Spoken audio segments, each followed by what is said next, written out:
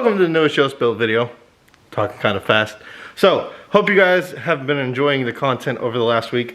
A lot more uploads than normal. Neon is running great. RT is running great. CSX still needs to be tore down. But today, we are going to work on this little thing right here. So, the Juke, like I said, did a release video, showed all the parts that we got for it. Today we're going to install the first thing, and probably the most important thing that I've never upgraded on the Juke, the front mount intercooler. Right now it still has the stock side mount plastic in-tank intercooler.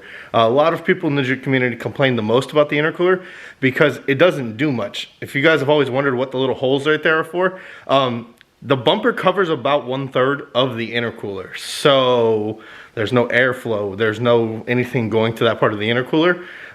When I got hit, if you guys ever see my Juke in person right here in the front, there's a little crack in the bumper. It's because I got hit.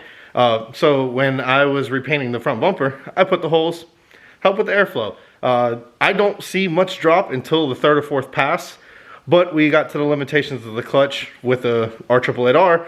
So, you know, time to go stage 2. We're going to do the turbo bay upgrade that everyone's been asking about. We're going to do a full race front mount from 2jRACIng. We're going to do an underdrive pulley from 2jRACIng, fuel pump from 2jRACIng, and then we're going to drive it down to 2jRACIng and get it tuned. So this is going to be the first video in that series, and this is going to be the installation of the intercooler. We also have the clutch to change. That'll be another video in the series. So let's get right into it. Hope you guys enjoy, and Juke Bait 2020. We're going for 1190s. That's the end all goal. So I realistically think we can go 12s pretty easily once we can get a slick on it. But if we can crack 330 to 350 horsepower, we should be able to put it in the 11s with it weighing 25-ish 100 pounds. So let's get right into the intercooler install. Kind of a lot to say. Hope you guys enjoy.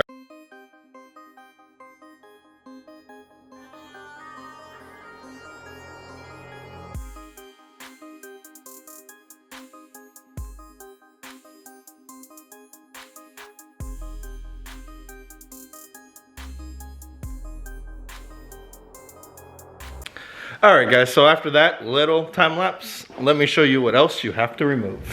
So, first thing you need to do is take the 10mm out of the front of your gator light, take the 10mm nut out of the side of your gator light, and take the other 10mm nut out of the back of your gator light. And then you want to, there's a little slot, you want to pick it up and slide it forward, and then you can flip it in here. I've already disconnected the lights. But there's a light there, and then there's a light up here, and there's also a light under there. So once you get your gator light out of the way, you know, lay them down somewhere nice so you don't scratch them. And then you need to move on to the headlights. The whole reason for removing all of this is to get this upper radiator support out so that all of this stuff just stays in the lower radiator support so it has support. So you want to remove your 10mm from here, your 10mm from here, 10mm from here, and that is the only thing holding in your headlight. Your pull cable will be in here. You got to remove it out of there.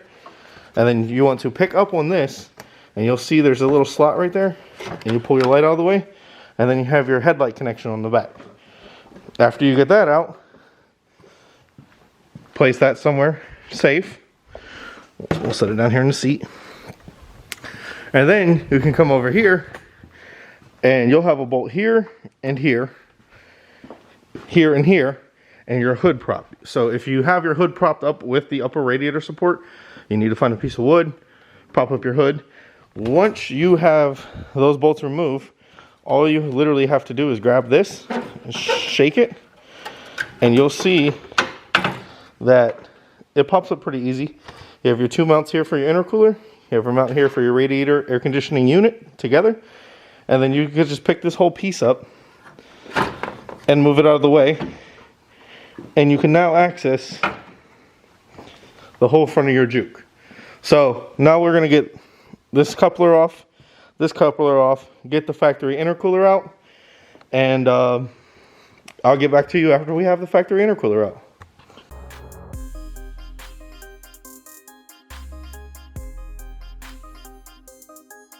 Alright, so we're back. after that little time lapse, even though we fell off the wall twice, we now have no intercooler. So let's go over here and look at exactly what the OEM intercooler includes. So this is already a 2jRACING upper pipe. Camera didn't even focus.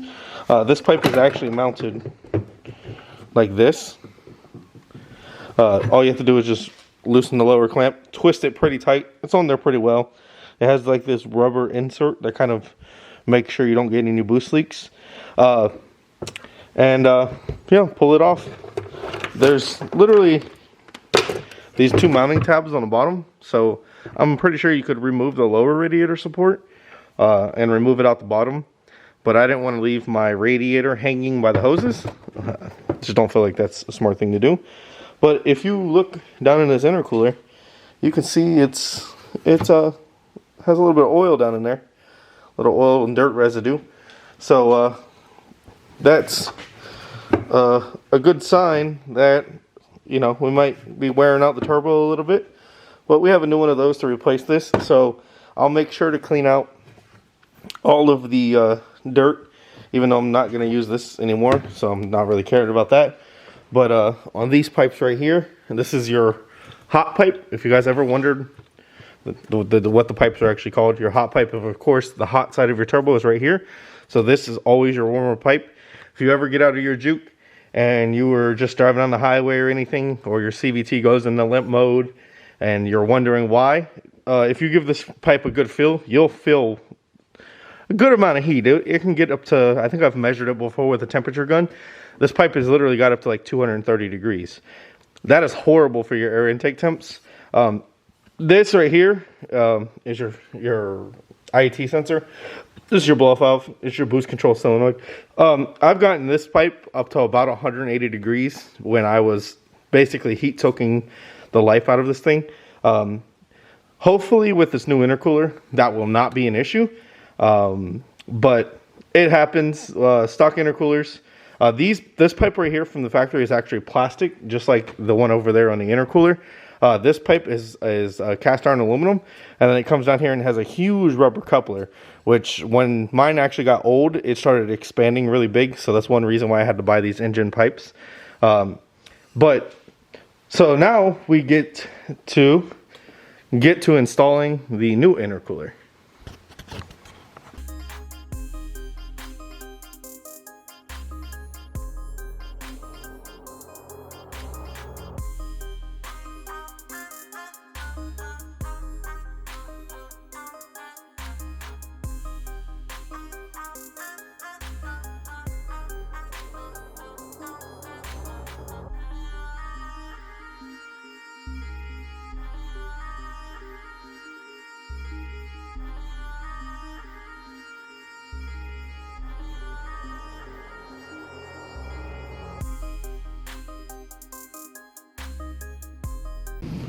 Alright guys, so we have the intercooler completely installed.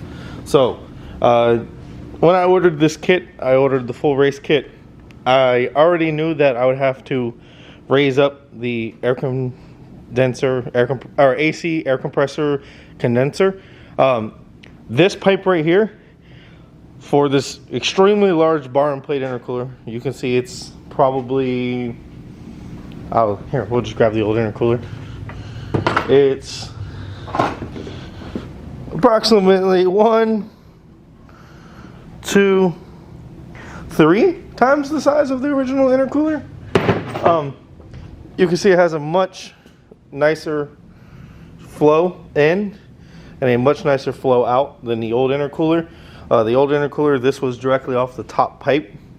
So basically your air came out of your turbo and ran straight into a wall. Now it goes straight down and in on the hot side, and now your cool side, after the 3 times the extra large intercooler, comes out here, flows back around, nice mandrel bent, welded back together pipe. I use my old coupler and I just cut the bottom off of it. If you ask Joe from 2J, he'll provide this coupler. I told him I already had my engine pipes, so I didn't need his couplers, and I didn't think about the small one right here, but I made it work. So now you can see how much nicer, you know, the flowing is. Yes, everyone complains about this little thing right here where you have to kind of move up the radiator. or I mean moved up the AC condenser. Literally, all these mounts work perfect. Everything's nice and tight. All I did was make a little bracket right here, and I stuck my climate control thing on it so that my dash will still work and tell me how cool it is outside, and you know, yada yada yada. Oh, here's a nice ground that's not connected anymore. You always take apart your car, you find out all these new things that you didn't know before. But now let's get to reassembly. Let's put the gator lights back on. Let's put the headlights back on. We can even put the front bumper back on because we won't need to access any of this for the clutch or the turbo install. So now we're gonna get back to reassembly of the Juke.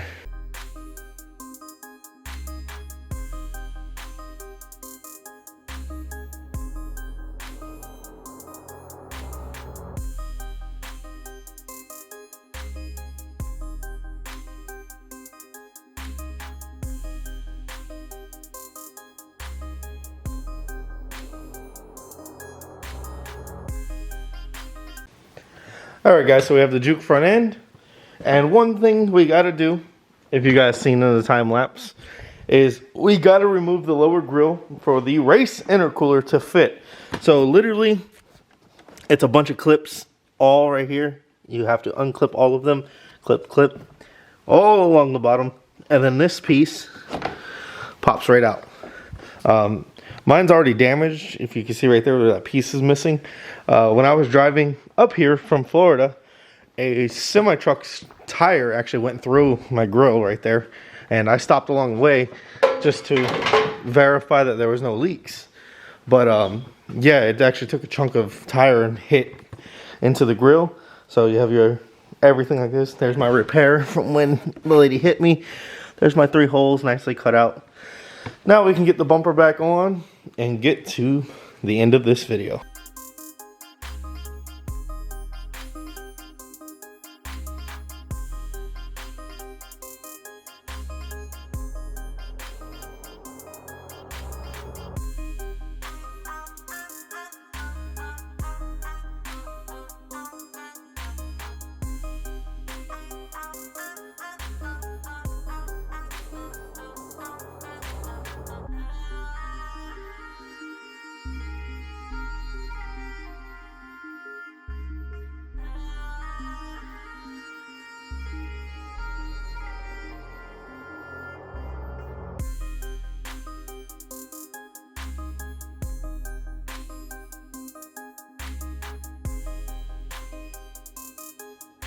Alright guys, so that's how you install the race intercooler kit from 2jRACING, and this is the final product.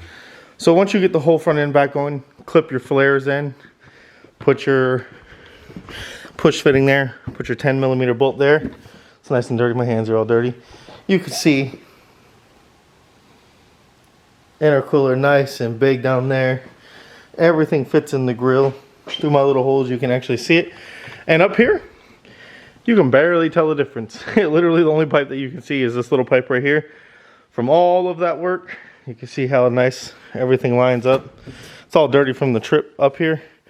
But my bumper actually lines up a little better now, I guess because there's not a lot of pull on it. But yeah, if any of your other Jukes have a bad bumper fit mirror here, mine's always had it. Mine's had it since the factory, even before I pulled it apart. Everyone always asked about it. You can see the little, well, you can't really see it in the camera too much, but this just pokes out a little bit, and the flares all poke out. You see the rear flares aren't even on right now. I actually pulled them off during the trip just so I didn't damage them all the way. But yeah, the only difference is right here. So we're not going to start it. We're not going to test anything. We still got the turbo swap to do. We still got the clutch to do. We still got the lightweight pulley. We still got the fuel pump to do. But this was step 1 on upgrading the Juke. Hope you guys enjoyed the video. As always, leave a comment down below if you guys thought it was going to be easier or harder. And like I said, the only thing that, you know, they didn't really provide was a little mount to move up the AC condenser, like not even 1 inch, just so you don't have to bend the AC lines for the intercooler for the race kit. So that's the only thing I would have to gripe about. Everything else fit pretty much the way it should. There was nothing major for me to modify. But hope you guys enjoyed the video. As always, like, comment, and subscribe. And share it with your friends. If you guys have friends that have jukes or any questions with jukes, DM me on the YoSpilt Facebook page or the YoSpilt IG, and let me know. The radials will be coming off soon. We're going to be putting the OEM brakes back on, and hope you guys enjoyed. Till the next video, you guys are the greatest.